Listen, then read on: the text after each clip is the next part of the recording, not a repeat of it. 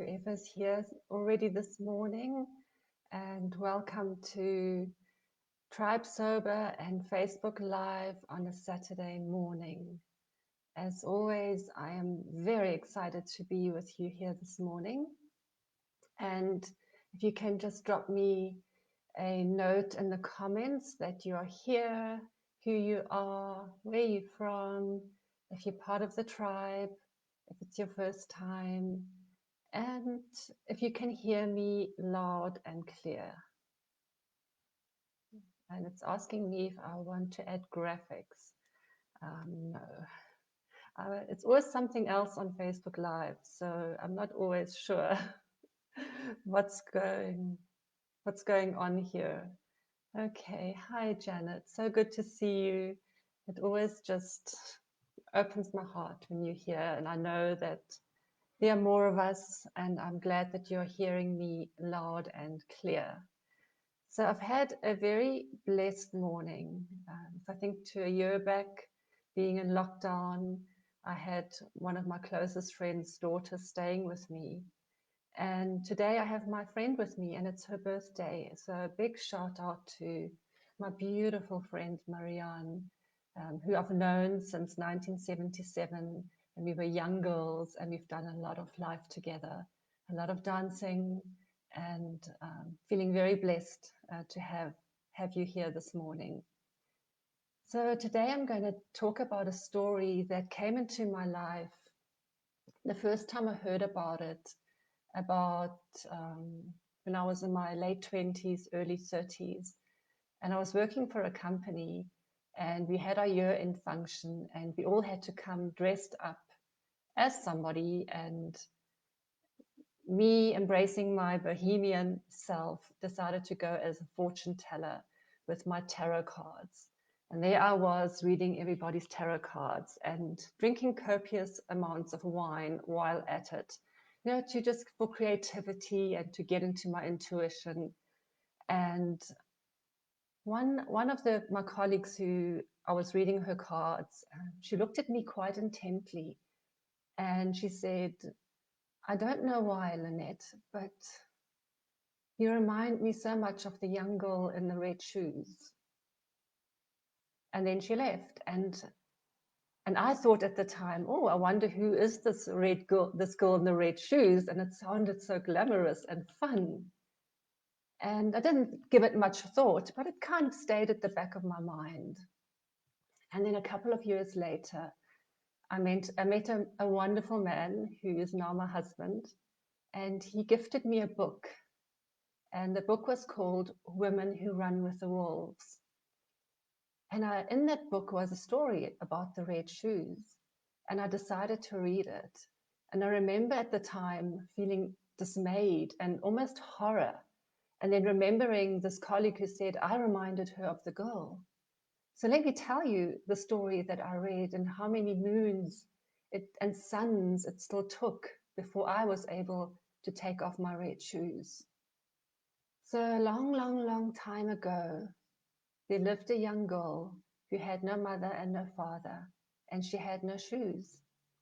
So she found herself scraps of cloth, and she made herself a pair of shoes, beautiful shoes that were red. And she was so proud to wear these shoes, and they made her feel so good. And she proudly walked with these shoes to the forest one morning, where she would go to gather mushrooms and food for herself. And while she was walking, a gilded carriage came past with an old woman inside the carriage. And this old woman took pity on the girl and said to her, I have no children, but I would like to take care of you. So why don't you come into my carriage and come home with me, and I will give you a good life. And the little girl said, yes. And she stepped into this carriage, and she felt so good. And off they went and trotted to a beautiful house where the old lady lived. And when she got there, the old lady said to her, we will have to dress you in new clothes. These old rags won't do. So they took off her rags and they took off her shoes. And the little girl felt a little bit sad about the shoes. She didn't really want to give them up. And they replaced it with beautiful new clothes, very proper clothes made with wool and cotton and black shiny shoes that were comfortable and proper. And the little girl asked, "What happened to my shoes?" And the old lady said, "Oh, they were so worn and old and tatty, we burnt them." And the little girl was incredibly sad, and she couldn't quite understand why. And as the years went by, it came the time for her to be confirmed. And the old lady said to her, "You're going to be confirmed, so you can get yourself a pair of new shoes." So the old lady took her to an old crippled shoemaker. And when the girl looked at the shoes on the shelf, there were a pair of shoes. They were red, red with made from the finest leather, gleaming like apples, like berries, like red, red, red, like fire and blood and desire. And the little girl had to have them. And they reminded her of her old shoes, and she just absolutely had to have them. But it was scandalous to wear red shoes to church and on your confirmation date. But the old lady was a bit blind and didn't notice. And the old shoemaker just winked at the girl when she chose the shoes. So off she went, and when it came to the day that she went for her confirmation, she put on her brand new red shoes, and she felt so good in them. And she twirled a bit in them, and she felt proud and alive. Oh, they made her feel so good. And when she got into the church, everybody started looking at her with disapproval, and at the old lady too.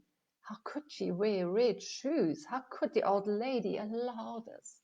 But the young girl was oblivious, and she was happy. And even she didn't even notice that the icons and the statues in the church were looking disapprovingly at her. And when they left, the people from the church said to the old lady, "You cannot allow her to wear red shoes. It's scandalous." And the old lady spoke to the little girl and said, "You will not wear those shoes again." But come the next Sunday, the little girl could not help herself. She put on the red shoes again, and again she felt so proud. And this time, when they came to the church, sitting at the steps was an old soldier with a tight little jacket, and a long red beard.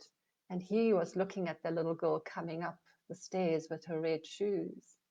And he said, "Oh my, what beautiful shoes.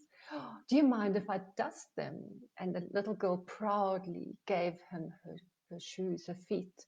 So he dusted them, and then he gave a little tap under her soles, and he said to her with a wink, "Remember to stay for the dance." And the little girl went into the church, and there they all sat. And as the first hymn started to be sung, she felt her feet itch, and she felt her feet wanting to dance. And everybody was looking at her all disapprovingly again, and she couldn't help herself. She just wanted to dance. And as soon as the service was finished, she ran, she danced and twirled out of the church, down the stairs with her shoes, and her eyes were rolled back in bliss. And the old lady's coachman looked at this in horror as he saw the little girl dancing and dancing and twirling down the path. And he ran after her, and he grabbed hold of her, and he carried her back to the coach. And the old lady and the coachman had to pin the little girl down, and her legs were flying and flailing, and it was a spectacle of note. But eventually they got the shoes off. And the old lady said to the young girl, "You can never, ever wear these shoes again." And she took them away and she hid them. And as fate would happen, the old lady got very sick. And when the doctor had left and the old lady didn't have much time left, the young girl couldn't help herself. She went looking, and she found the shoes high upon a shelf. And she thought to herself, "Oh, just once more, I want to put on these red shoes." And she took them down and she put them on. And as soon as she put them on, her feet started to itch, And she started to dance and she started to twirl. Out the beautiful house, she twirled and she danced. In bliss and in ecstasy, she danced and danced, and then she wanted to stop and she couldn't stop. And the shoes started dancing her. She wanted to go left, they went right, and so the shoes danced her.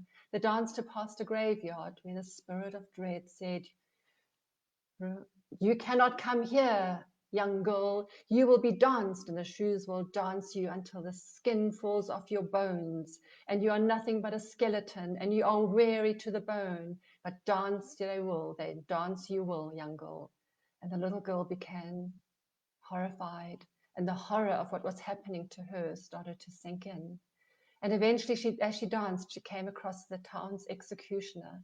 And she said to him, "Please help me. I'm so tired. I'm so exhausted. I cannot dance anymore." And the executioner tried to help her, but they couldn't get the shoes off. And the shoes were just wanting to dance, and her feet were in the shoes. And eventually, they had to chop off her feet. And she begged the executioner, "Please just chop off my feet. Whatever you have to do, I need to be rid of these shoes. I cannot go on like this." And so the executioner chopped off her feet, and the young girl lived as a cripple for the rest of her life and had to be taken care of by others. And that is the story. And I read that story, and it really sunk very deep. And it was many moons later that I realized that this was a story of addiction. And for most of us, we are enticed by what we think the wine will give us, the the promise of escape, the promise of feeling better. And what was the little girl really longing for? She was longing for her handmade shoes, the shoes that she had made, that she had created. So what we long for so many times, we get domesticated. We buy into what society thinks of we should do. We go into careers that are not true to our nature, because that is what we are told we should do. We get told how to behave and how to be proper. We get domesticated. So the story was told, and the book Women Who Run with the Wolves was written by Clarissa Pinkola Estes. And she talks about the feral woman or the feral person, the wild-spirited person who gets domesticated, and never finds their own agency again. And all we are longing for when we go into addictions is to find ourselves again, to find ourselves back home. So what we need to do is we need to grow new feet. We need to uh, learn how to create our new, true, authentic life, like in those handmade shoes. Maybe our life is not perfect, the life that we lead authentically. But when we do that and we give up our addictions and our obsessions, we get our agency back. And what we do here at Tribe Sober is we help you grow back your feet. We give you the steps that you can take before you even need to grow back your feet, where you can get those red shoes off. If you find that your addictions are starting to dance you and that you are on a spectrum, you are probably heading for wanting to try them on once more.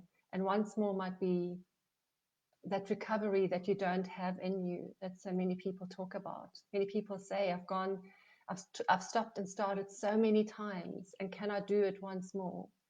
Well, I'm going to tell you, you can always do it once more, and you can always regrow your feet. And all you need to do is, like Janet always says, you need to create a life you don't want to escape from, an authentic life, a life of purpose, a life where you embrace all of you, and you don't have to feel that you have to fit in. You don't have to be the person who drinks. You don't have to be like everybody else. You just have to be you. And that for me is the moral of the story. And I was talking about it with my friend's husband, and he found it very powerful. And he told me of his own addiction to cigarettes. And he said, whenever he used to go to the doctor for checkups, there was a rule: you don't speak to me about just to stop smoking ever. And because usually he always had a clean bill of health. He had good lung capacity, and he was smoking, and that was it. He didn't need a lecture from the doctor. And they had this understanding. And then one day, when many of his friends started getting sick with lung cancer, melanoma, he thought, I better go for a really good checkup.